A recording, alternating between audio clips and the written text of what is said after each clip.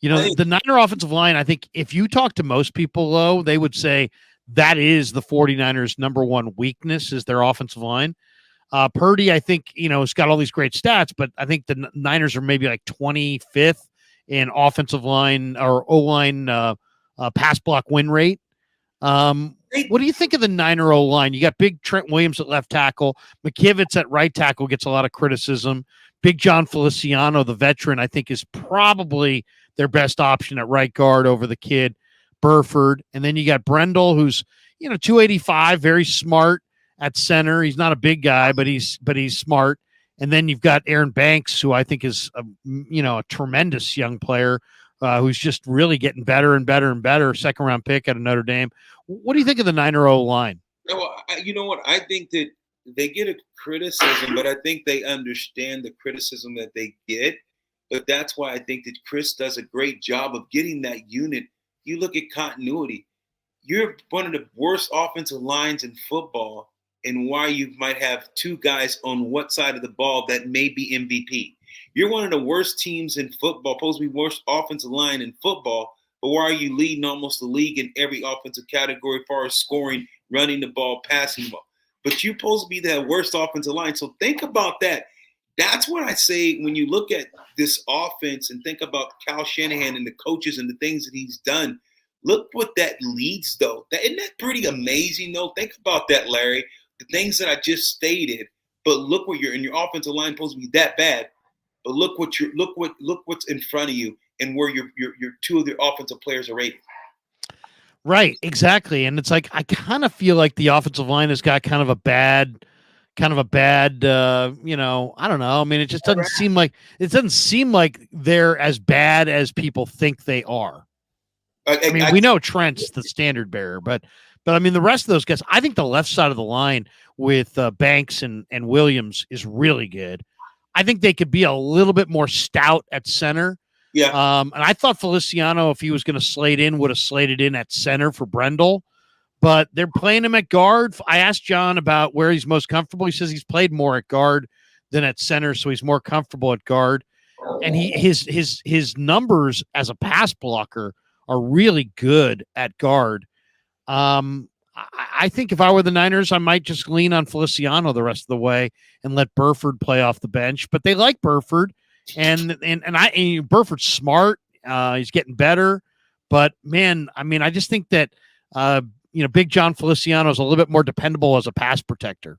Yeah, I agree with you, but I think that you have to I think I would stay with it as well, just because of continuity. But I think you let guys continue to get healthy and well and plug and play. But right now, if it's not broke, don't fix it. This offense has been steaming. It's been moving pretty well. I had a question, I know, for you. I know we're going to wrap up, but I had a question for you. When you think about the offense, and I know people don't like to say systems, because I know people get away from that, and they want to talk about, hey, this, that, and the other. But what do you contribute Debo wide open, no one covers him? What do you consider McCaffrey wide open, no one covers? What do you consider when you see different things happen to your naked eye and you think about the individuals that it happens to and for? Is it system? Is it being lucky? Is it breakdown? Because it happens a lot. What is it, in your opinion? It's Purdy, Shanahan. So those are some of the things that I have to look at as a guy just trying to understand this offense and just the whole scheme of things. What do you contribute to? Well, I mean, at the core, offensive football is about creating space. And when you have a whole bevy of weapons and you have great play design, there's always potential for the busted play. I mean, you're just stretching an offense, so much of Shanahan. If you look at the motion, the pre-snap motion, the shifting, they get the defense flowing one direction and then they come back the other way. And it's just, they make you defend the width of the field in the red zone. And that's what I see as far as that Debo one that you're talking about, is that a lot of the actions pre-snap, a lot of the eye candy, as Shanahan likes to describe, is going the other way. And then you got Debo coming out, and he doesn't look like he's running with purpose, and he's on the far side of the formation. All of a sudden, they flip it out to him, and he's wide freaking open, and it's an easy. It looks easy. So I think some of it's probably play design. Some of it is the execution by the quarterback on the play fakes. I mean, Brock is really good at that. Some of it is the fact that all 5 eligibles are really good, and so you got to account for all these guys.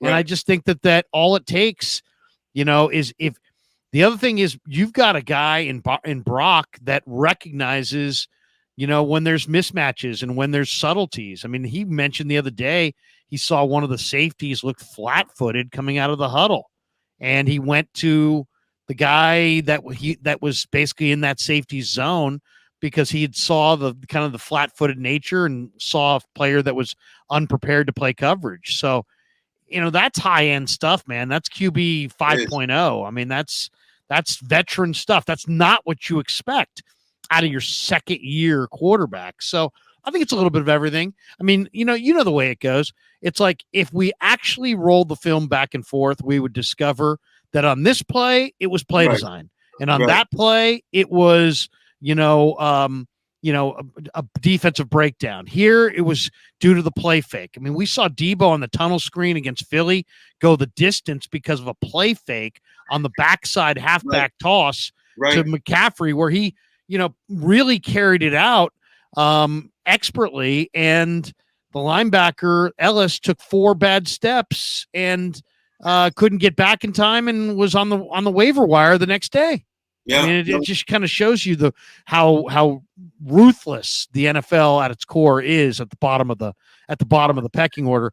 Couple last thoughts before we get out of here. Shades by Chardal says, Larry, can you ask O'Neal what he thinks of 315-pound fullback Patrick Ricard with Baltimore? What do you think of the way Baltimore's using these basically offensive linemen as fullbacks in the backfield?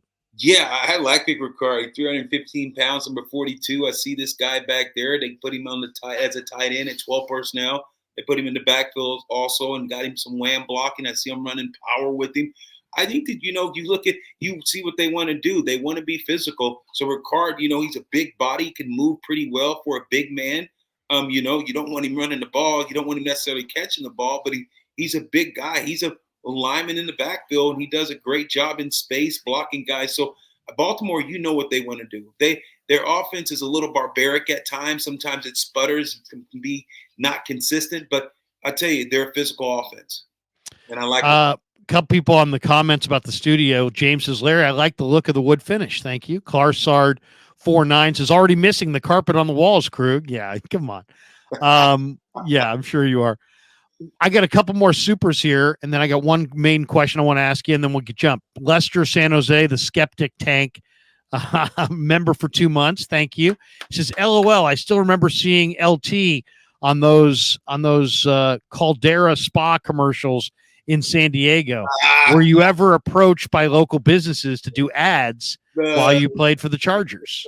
Absolutely. Did some down there in Diego. Had quite a few little ads out there in Diego. But yeah, I remember that. This is Low Neal for Trophies Sports Bar. Yeah. I could see that. There we go. Trophies. There we go.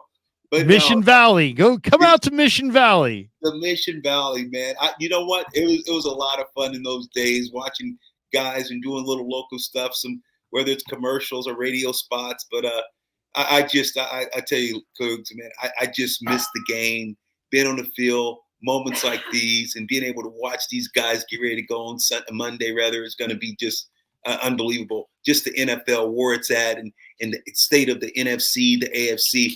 Football's great right now.